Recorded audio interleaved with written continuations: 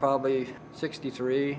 I was in the Navy. We got out of the Navy. It was the first boat I sailed. Well, at that particular time, it just got started here, and it was probably the most active. The initial group bought some Eichenlaub boats, and there was 6 of them, I think, at that time. And when I got in it, it was about a year or 2 old, and there was probably about 10. And the people that were in it were more my age. You know, they were middle 20s and stuff. You know, that was the big draw. And they were growing really fast. In those days, we grew 20 boats a year.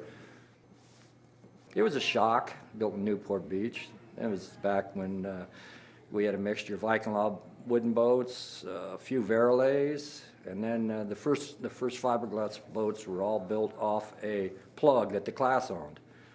Well, they removed that about 1960, I think 64, 65, they removed that rule where people could make their own plugs and make their own boats. So it left it wide open, and it had to be done, you know, because the future of the class had to have fiberglass boats.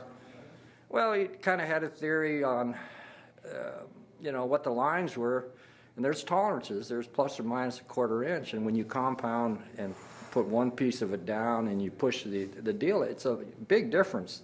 I mean, the boats get where they almost look a little different, you know, from, let's say, a boat with extreme rocker, 4 1/2, compared to a boat with the straightest lines, which we try to do. We try to straighten the lines out, you know, and turn around and move the beam and move things around to get, well, you know, just the maximum water line for the boat, which makes a difference. And it ended up that by doing that, when we straightened the lines out, the boat planed, you know, would get up and plane a lot faster. That was the biggest advantage, is what you could make up downwind.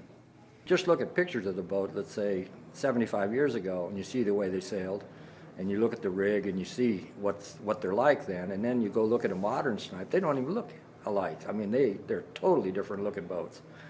You look at a guy sailing a boat in the old days, the boom is way up in the air, and they actually went through a time when they didn't even have boom vangs and stuff like that. You know, this stuff had not been developed yet. And the involvement of getting all this stuff, you can see how the boat is actually a different looking boat. Basically, will measure about the same, but it's totally different. What you see right now, probably in 30 years, will be old-fashioned. And that's what's good about it, you know, the freedom to do that stuff. It's not good for you to turn around and just be by yourself and just say, I've got it, I'm not going to tell anybody, because you don't really get a chance to develop. You have to turn around and get them to go, get them to be fast so you can be fast. So you want the whole group to come up together. You know, and that's what Mission Bay was. We had a huge, strong fleet of good sailors, and just our daily races were damn near as hard as the World Championship race, and that makes it really neat. Once I had it nailed down, I hardly adjusted anything, you know, because it kind of like with the way we bent the mast in those days, as the mast bent and things stretched, the clew would go down and it would free the jib up, and I kind of found out that whatever it did it, for my sails, it did it right. So basically, I'd set it up, nail it down, and just go for it. The other thing that I really worked on was getting a good start. It's hard to start in the back row, and you have to work twice as hard. But I really worked at getting a good start and getting off the right direction. You know, you didn't want to get trapped and get sent off to the wrong side of the course. So sometimes you'd give up the starting line and go the right way. When they made the Snipe, it had a centerboard, not a dagger board. And if you look at it, it basically went in the boat backwards from what we use it at now, and it's cut at an angle so that it wouldn't stick up in the cockpit. And basically, when they went to the dagger board, they turned it around and put the round edge forward, but they left that in the rules as a optional shape and never did remove it. It's always been in the book, and the boat changed a lot. You know, it got lighter. It got 40 pounds lighter, and I thought, you know, maybe the boat can be good with a smaller board because it's a little bit faster. So I just decided to try it, and I tried it and immediately knew it was good. I mean, immediately knew it was good. And I kind of had to jump on most of the people because when I tried it, I knew it was better, so I just stayed with it.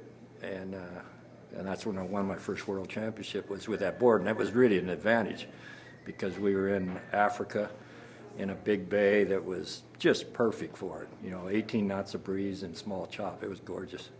it was one of the places, for instance, you could sail without a compass, because when you were on the port tack, you were going in at the town, and you could see the streets on the hills, and you could just turn around and get lined up on one street, and when the shift would come, it would drop you to the next street, and you'd tack. And then when you're on the starboard tack, you were going toward a palm-lined island, and you'd pick a tree on that, and you'd go until it dropped you to another tree, and you'd tack. So you didn't even have to look at a compass, you know. It was just the easiest place to turn around, really do the good tactics. When they first came out, the builders did not cut the handle out, you know, which took out about another 6 or 7 pounds. So if you really trimmed it and cleaned it up, you could get the board down where girls could manage it and kids could manage it. And another thing was it wasn't to make it easy, you know. It was supposed to be an exercise and develop, you know, make you a little bit stronger, as the whole idea of the sport, I think.